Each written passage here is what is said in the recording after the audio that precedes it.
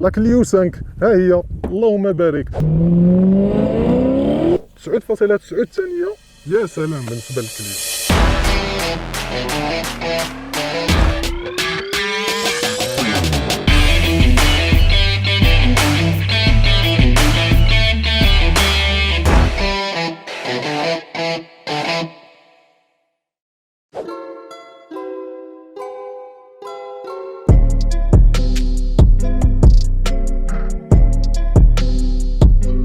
ها هي جات محبوبة المغاربة لا غونو كليو 5.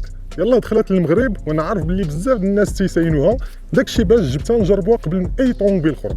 المفاجأة الأولى في هذه الحلقة هي أن أختها الكبيرة حاضرة معنا، ما نساوهاش مسكينة. طوموبيل اللي دارت خبلة في المغرب، ما خلاو صاقوها لا شباب لا ناس كبار. طوموبيل اللي واحد الوقت ولات كتباع بحال التيبا، واللي دابا باقا كتباع مزيان. تيبا كرواسون لا باين لي انت ما فاطرش. انت خليتي لي يفطر صاحبي ساعة وانا كنعيط له باش يفيق. جبتهم جوج باش نشوفوا التغيير اللي قامت به غونو على الكليو 5، لحقاش عدد كبير ديال الناس كيقولوا انها ما تبدلاتش بزاف مقارنه مع الكليو 4، خلاو التصميم تقريبا بحال. واش هذا الشيء صحيح؟ هذا الشيء اللي غنشوفوا في هذه التجربه. والمفاجاه الثانيه، كيف واحد الناس في لي كومونتير غادي نديروا لها 0 ل 100 كيلومتر، نشوفوها شحال تدير من ثانيه. حلقه عامره مفاجات. ومره اخرى كنشكر كاع الناس اللي متابعيني، اما بالنسبه للناس الجداد فما تنساوش تابوناو لاشين يوتيوب ديالي باش ديما يوصلكم الجديد. فكنشكر هشام ABN ومنير توكسيم لي طوب فان ديال لاباج فيسبوك ديالي، اللي معاه كنحط لا فيديو معاه كيكومونتيوها ويتفاعلوا معاها. ومره اخرى كنذكركم باللي كنقرا لي كومونتير ديالكم وكناخذهم بعين الاعتبار. هذا الشيء غتشوفوه من خلال هذه الحلقه. على بركه الله.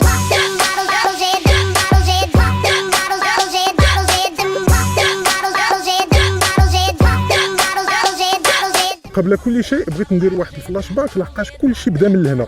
لا كليو 4 الطوموبيل اللي نجحت بشكل كبير واللي جابت الحيويه لجيل كليو. لا كليو 5 ها هي، اللهم بارك. وحتى ما خلاش كون سولني عليها، كنكون غادي في الطريق كيبقاو يسولوني خويا واش هذه كليو 5 حتى كون كانت لامبورغيني 2020 وما يديروش عليها بحال هكا. شابو لو. انا بعدا كاع ما سولتك. كريم انت اسكت. كريم مشى قال لخوه غدا غنصوروا الكليو 7. كريم خليني بلا ما نشوك. المهم هذه جات باش تصحح بزاف ديال النقاط. المشكل ماشي هو بالضروره المظهر الخارجي، ولكن الداخل فين كانوا بزاف ديال الحوايج اللي كيستحقوا المراجعه. ما خصناش نساو ان المواد اللي استعملات في لاكليو 4 ما كانوش طوب. انا براسي تفاجات فاش عاود جلست فيها عمر ما جربت لاكليو 5. عندنا مثلا هذا البلوك كبير بالبلاستيك، هذا الازرار بلاستيك عادي. المهم الجوده ولا فينيسيون ما كانوش هما نقطه القوه ديال هذا لاكليو 4. من هنا كنفهموا ان الناس اللي كانوا شراو لاكليو 4 ماشي تصميم واعر ولا جوده المواد اللي كيقلبوا عليها، بالعكس كيقلبوا على عمليتها والثمن ديالها. الا خدينا بعين الاعتبار هذه النقطه غادي نفهموا ان غونو وضعت مؤشر الميزات الجديده في المكان المناسب الداخل ديال الطوموبيل. حاولت توفر الراحه، الجوده، تقنيات جداد، الشيء اللي غيخليها تنتقل لمستوى عالي على اللي كانت فيه.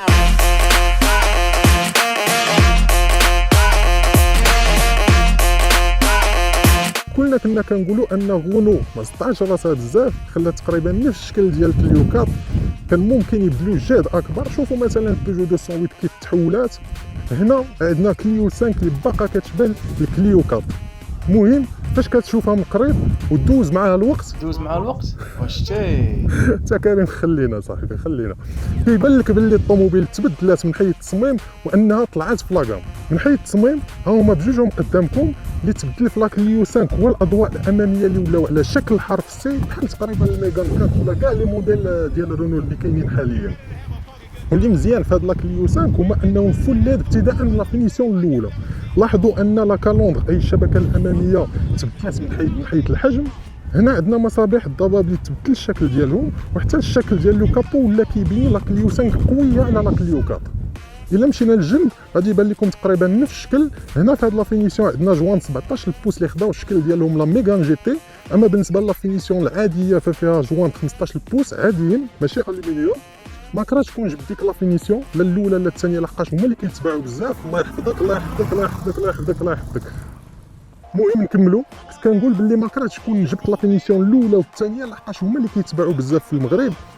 دابا كون عطاوني لا فينيسيون خاويه كنت غنقول كان من الافضل يعطيوني لا فينيسيون العامره. الله يسمح لي. في هاد لا فينيسيون عندنا لو لوغو ار اس لاين وهاد الشريط كرومي في التحت ديال البيبان، وعندنا حتى البوانيه بورت اللورانيه بالنوار لاكي. اللور الاضواء حتى هما لاد ابتداء من لا فينيسيون الاولى، وغتلاحظوا باللي تبدلوا شويه من حيث الحجم ولاو كبار على ديال الكليوكا. الشيء اللي تغير اخر هو انهم فضلوا يديروا لا بوني ديال الكوفر هنايا لتحت في البارشونك. المهم كل واحد كي غادي تجيه، انا بالنسبه لي جاتني معذبه. بالنسبه للكوفر واخا كيبان لكم صغير ولكن راه فيه مستوى ثاني لتحت، تقريبا كيتحمل واحد 391 لتر. المهم في هاد لا فينيسيون ار اس لاين اللي زايد هو هاد لو ديفيزور باش كتبان الطوموبيل سبور. وصل الوقت فين غادي نشوفوا الداخل ديال الطوموبيل تبدل جذريا. خليو لي بعدا في لي كومونتير الاراء ديالكم على التصميم الخارجي ديال الطوموبيل.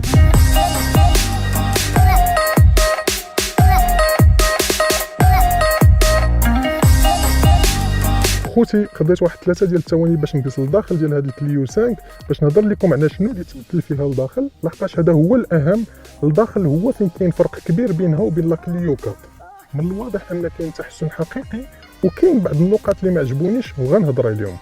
اول حاجه بالنسبه للمواد اللي استعملوا، يا سلام، بالنسبه للون كليو راهم تهلاو فيها وبزاف. هاد لا فينيسيون ار اس لاين عندنا الفو كاربون، عندنا بلاستيك اللي حتى في اللمس كتحس بان الجوده ديالو مزيانه، لا علاقه مع البلاستيك ديال كليو 4.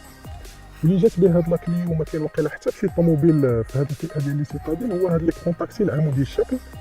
هو اون اوبسيون فيه 9.3 بوس ودو سيري كيعطيوك 7 بوس. في هاد لا فينيسيون عندنا الجي بي اس، كاميرا بكونترول وكاع داكشي اللي غتحتاج. تحتو كاين هاد الازرار ديال لا كليم وتحتهم الويرلس شارجر، ولكن اون اوبسيون فين كتشارجي طبعا التليفون ديالك. هاد لا فينيسيون ار اس لاين بصح مفرقعه بلي زوبسيون، حتى الفرامه الكتريك، وعندك هاد لو سيستيم ديال اكتيفيتي، مثلا ما تحتاجش تبقى دارك على الفرام برجليك في لي فيروج ولا ستوبر. حاجه اخرى تميزات بها لا كليو 5 هي ليكرون اللي مور لو فولون ولا 100% ديجيتال. المهم الداخل جاتني مهيبه وزوينه بزاف. اللي ما عجبنيش هما انهم ما خدموش على اتساع لا القدام لا اللور، بقاو تقريبا في نفس المستوى ديال الكليو 4 ولا قل. بحال هنا عندنا هذا البلوك واخد البلاصه، وما عرفتش يقدر ياثر شويه على الاتساع ديال الرجلين. وحاجه اخرى شديت بها طريق طويله ومزيانه في السوقان، وهادشي غادي نهضروا عليه من بعد، ولكن ما لقيتش شي وضعيات قياده مريحه بزاف. انا بالنسبه لي الداخل فهي طوب، غادي تعجبكم وانا متاكد. اللي مزيان هي انها مجهزه في هاد لا فينيسيون، ولكن حتى بعد لي زوبسيون خصك تزيدهم نتايا ما داخلينش في الحساب، بحال هاد ليكرون 7.3 بوس، هاد الاضواء الداخل فعلا عطاو جماليه للطوموبيل، وحتى شي حوايج اخرين. هذا هو المشكل. اما بالنسبه لا فينيسيون الخاويه ففيها غير لي زوبسيون المهمين، شي حوايج عاديين، وزايدين ديماراجون كوت باش ما كترجعش الطوموبيل اللور في العقابين، هذاك دو سيري. حتى ليكرون 7 بوس في الخاويه كيتحسب على واحد الباك اللي كتزيد فيه الفلوس. فيها في ديزل موتور 1 لتر 515 شوفو، ما بقاش ل 85 و 90 شوفو بحال في الكليو 4. اما في ليسونس دايرين موتور 1 لتر 75 شوفو 100 شوفو، كاينه في بواط مانيوال 5 و6 لي رابور، وفي الاوتوماتيك. الفكره اللي وعدتكم بها احنا وصلنا لها، غادي نديرو من 0 ل 100 كيلومتر ونشوفوا شحال كدير هاد الكليو 5 من ثانيه. على بركه الله.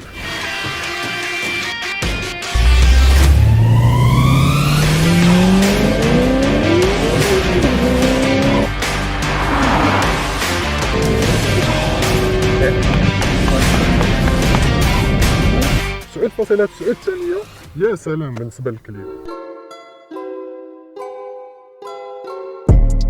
اللي عجبني في هذا الكليو 5 وتميزات بها على الكليو القديمه هي انها تتشد راسها مزيان في الطريق. فال 115 شوفو اللي فيها قادين الغرض وفايتين لهيه. عندنا مثلا في هذا الكليو 5 اون اوبسيون لي مود دو كوندويت، فقبيله اكتيفيت المود سبور وتبين عطا واحد الحيويه لو موتور. هو اصلا بلا المود سبور طوموبيل خفيفه وزوينه. المهم راكم عارفينها، طوموبيل ديال المدينه صغيره ومزيانه وكتشد راسها في الطريق في نفس الوقت.